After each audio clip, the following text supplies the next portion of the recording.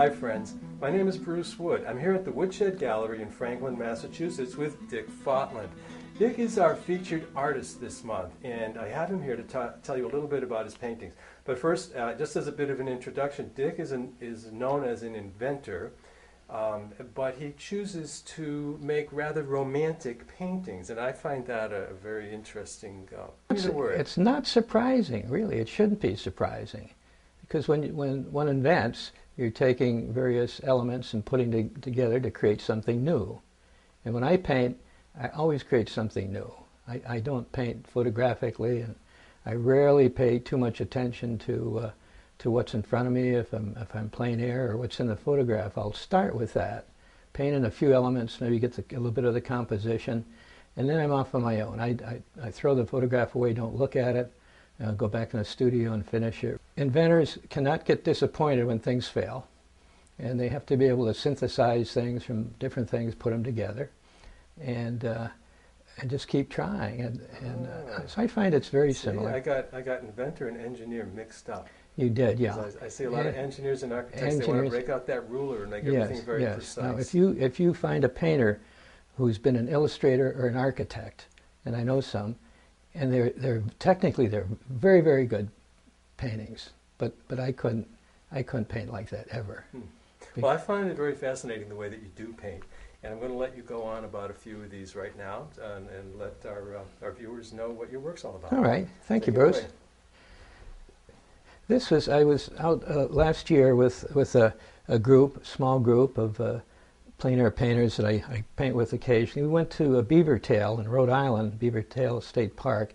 It's a beautiful spot, and I roughed in this, but this is about as true to life as I will usually paint. There actually were two fishermen there. This painting, on the other hand, of the flowers, blue flowers, is completely from imagination. I had noticed a blue image on a black background would sometimes present a 3D effect if one moved back and forth. For some reason, the blue seems to rotate, so I tried to get that effect. And this is completely from imagination. I have no idea what kind of flowers those are. The vast majority of my paintings are marine scenes. My father was a ship captain, and I've been sailing small boats for 60 years now, so I'm really enamored of water. Of course, in reflections. If you like to make things up, reflections are great because you can do almost anything with a reflection. And once you have the reflection, if you draw a few little lines through it, people know it's reflection, and you have it. Another thing I like to do is put mystery in a painting. And you'll see here in the doorway, it's very confusing. What would that be? What is this stuff? Little stuff over here, and I like to use mystery and unknown to draw the viewer in and create some sort of mysterious atmosphere. And I use a lot of very soft images in the background. And you'll see that here and here, and in this one. This painting was done at Cundy's Harbor, Maine, which is off of Orr's Island. We were there again with my painting friends, plein air painting friends, and it was near dusk and the fog was rolling in, so we didn't have a chance to do much painting. I just sort of roughed this in, sketched it, took some photographs, and went back, and then I changed it around quite a bit, particularly the sky.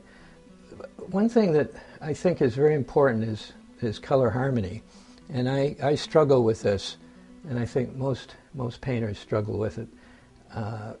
I have a tendency, especially when I'm starting to paint, to say, oh, these are all beautiful colors, I got to put them all in there, and that's wrong. You see, there's very, very few colors in here, but it hangs together because the colors are unified. This is painted plein air. I started this from where you see looking out towards the bay. It was a very hot day though, so I didn't do too much. I finished it in the studio, but and I added some other things in here. This red umbrella wasn't there, but without that red umbrella, there's sort of no focus. So I just put the red umbrella in. This grouping is interesting because it shows three different ways that I paint. The top painting, three boats, this is done completely from imagination, and it's in its attempt to be fairly abstract. The boats are almost recognizable as boats, but one could not really identify what types of boats they were, where they were, or so forth. The one below, this is a fairly accurate representation of a photograph of the boat. So the boat is here, but I put the birds in, they weren't in, the hazy background, so forth. And the final one is from, this is an Orr's Island up in Maine. This is an island, a little island that, as you can see by the high water mark, it's inaccessible by walking out at high tide. It was a very, very, very beautiful little place. So this I painted on site. I finished most of it on site and then just did a little bit of touch-up afterwards. What I attempt to do in all of my paintings is establish an emotional sense. In other words, I keep painting and changing and modifying until I see some sort of emotion coming up. Usually it's an emotion of joy or peace or calm, and to me that's what's mostly important.